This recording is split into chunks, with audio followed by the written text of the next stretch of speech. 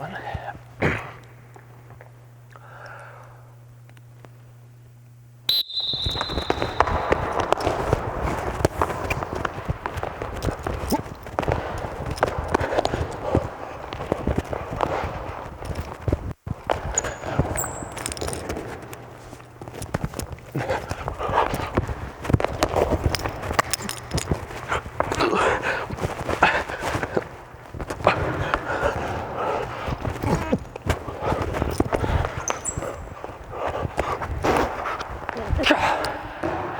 Yes.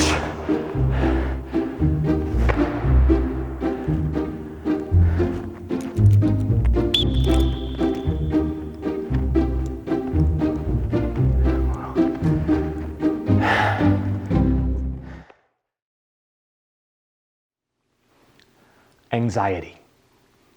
It's a topic these days that unfortunately most of us are forced to worry about. It affects us, our friends, our loved ones, often on a daily basis and sometimes in a very scary, crippling sort of way. Especially nowadays with this COVID-19 pandemic in full swing, most of us are going to be experiencing heightened levels of anxiety in the coming weeks and months.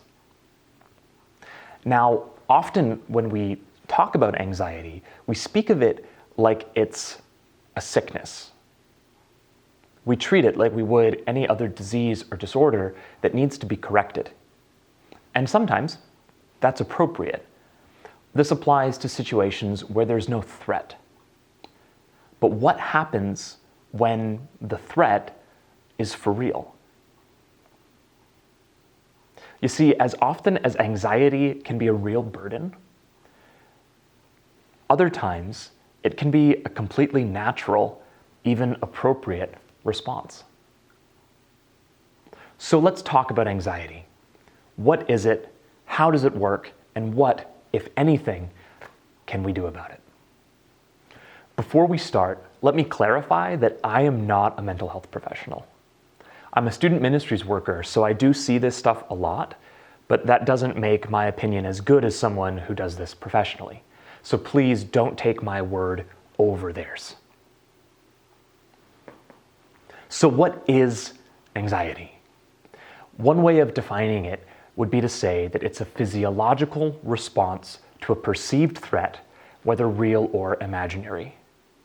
In the most extreme instances, this manifests as an exaggeration of the fight, flight, or freeze response. You can think of it almost like a feedback loop in the brain. Your body perceives a threat and doesn't know what to do with it, which can cause all kinds of really intense symptoms that make sense in a situation that would be life-threatening, but that are very out of place in a situation that's not. This isn't an especially common occurrence, but it is still a legitimate expression of anxiety in the most extreme cases. Most of the time, though, anxiety is a lot less obvious than a full-blown attack. I once led a prayer walk with some students in the woods in the middle of February, which is a lot less creepy than I think that sounded, I promise. On the walk, one student slipped on some ice and nearly fell. And in the reflection time afterwards, she noted that that feeling was a lot like anxiety. It's a feeling constantly like you're just about to trip, but never actually falling. Most of the time, anxiety is something that lingers just beneath the surface. And like vertigo, which affects our balance, anxiety can be a real struggle to live with, even if it never actually makes you trip. So anxiety is a physiological response to a perceived threat. But how does that work? We already mentioned your body's fight, flight, or freeze response. This is a natural defense mechanism to situations that consciously or unconsciously you determine to be threatening. In life-threatening situations, it makes a lot of sense for your body to kind of be on guard, to be taking in extra information and to be poised and ready to respond to a threat. And that relies heavily on your muscles and on your senses. So no matter what level of anxiety you might be experiencing, it is probably being affected by at least two things: your expectations and your perception. So first, expectations. Each of us has grown up with certain expectations around how safe or dangerous daily life can be. We generally think we know how safe or dangerous certain mundane tasks are, like driving a car, crossing the road, or even something simple like washing our hands. If, for example, you grew up in North America, you probably don't have a lot of anxiety when crossing a small street, especially if you're actually using the crosswalk. The point is that our expectations will impact how safe or unsafe we think something is. The second thing is perception, and this is a lot harder to nail down. You can have the same daily routine for years with no deviations or surprises and still experience above average feelings of anxiety. That's because our perception of a threat plays a really big part in how intensely we experience feelings of anxiousness. A great example of this is public speaking. 1 in 3 people are more afraid of public speaking than they are of death. Yeah, if you're in a room of 100 people, 67 of them will be moderately comfortable describing their breakfast to the group. The other 33 would rather die. But it's widely agreed that public speaking is almost certainly not something that can cause you harm. So it's not really a threat in the truest sense. Now, elements of it are certainly threatening or at least scary, but that has a lot more to do with our perception of the task than it does the task itself. So in short, our expectations and our perceptions will almost always form the boundary line for what we determine to be safe or threatening. You can kind of think of it like a little circle of safety around you. If something presses on that boundary, sometimes, not always, but sometimes that will be perceived as a threat, which in turn might cause us to experience certain feelings of anxiety, the intensity of which might vary from person to person or situation to situation. Now, I mentioned that the feelings of anxiety could be real or imaginary. That doesn't mean that the feelings of anxiety are all in your head or made up. Anxiety is a physiological response. Think of it more like mistaking a shadow for a person that isn't actually there. The feeling of there being a threat is as real as if a person was actually standing there, even though it actually is just a shadow. But with that said, there is a lot of subjectivity involved as well. What one person considers a threat might not align with somebody else, which can make anxiety very challenging to relate with or to understand. And it also makes it very challenging to manage, with some people's approaches ranging from seeking medication very early on to dismissing it altogether as being something that's made up. Because the triggers of anxiety can vary so widely from person to person and situation to situation and case to case, it can be really tough to tell just what sort of problem we might be dealing with. So that brings us to the last point. What, if anything, can I do about it? Thankfully, there are a few simple ways that we can help manage anxiety. Now, before we get there, let me just mention again that severe or chronic experiences of anxiety can be legitimate medical conditions that need medication or attention. As always, please follow the advice of your family physician or other health professional.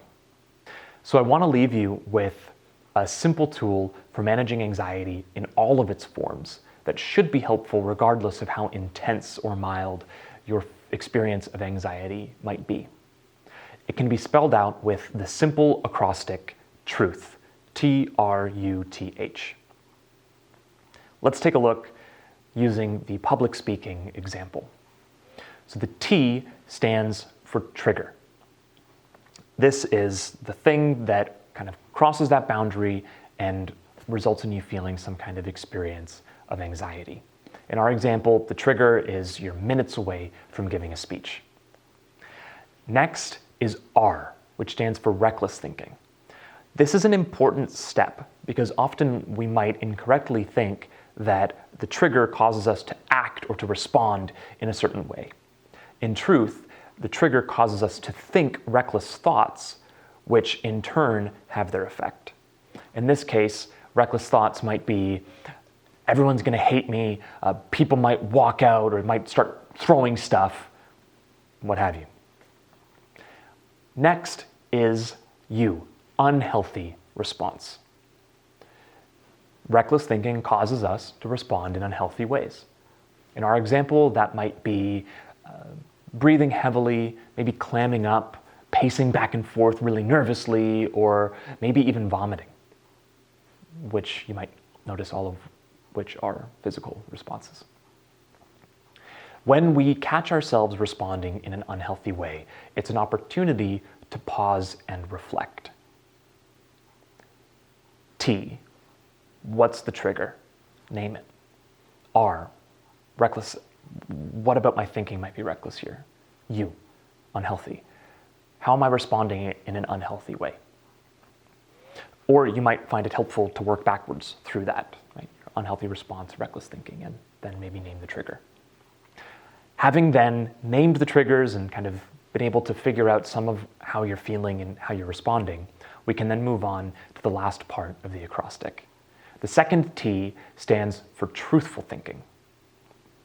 Here we have to catch ourselves in some of the lies or in some of our misconceptions and instead replace it with something that's true. In our example, it might be, well, I've rehearsed this. I've prepared for this speech as well as I can. Most people probably won't remember most of what I say anyways, and so on. This leads then to H, a healthy response. Perhaps we calm down. We stop pacing, we can relax a little bit. Now, we might still be nervous, but we're able to tackle the challenge and complete it without responding in an unhealthy way. Now, let me be clear. This tool is not a cure for anxiety. It's just one way of helping you cope with a stressful or threatening situation. In conclusion, I know that these are really hard times. All of us are experiencing a genuine threat to our own health or the health of others. And in turn, there's financial threat as businesses close, jobs are lost, and stock markets react.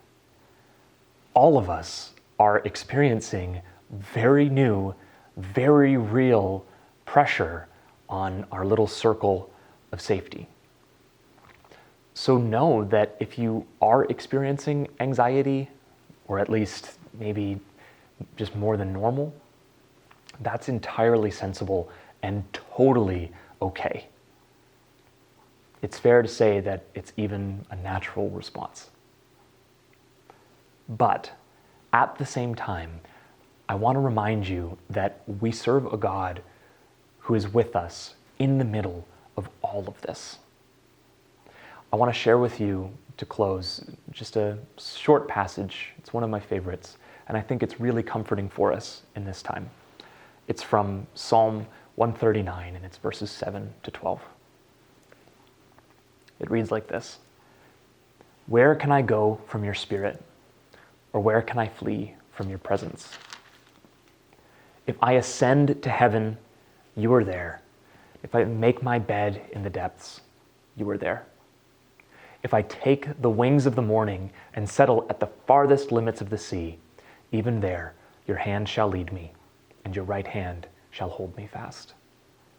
If I say, surely the darkness shall cover me, and the light around me become night, Even the darkness is not dark to you. The night is as bright as the day, for darkness is as light to you. So even though this virus seems like it's everywhere, know that we serve a God who is even more everywhere than it. The Holy Spirit is here with us in the middle of this, to guide us, to comfort us, to shelter us, and to give us peace. And as we trust him, I believe that he will help us to see the light of Christ in an otherwise pretty dim situation. That's it for this one. Talk soon.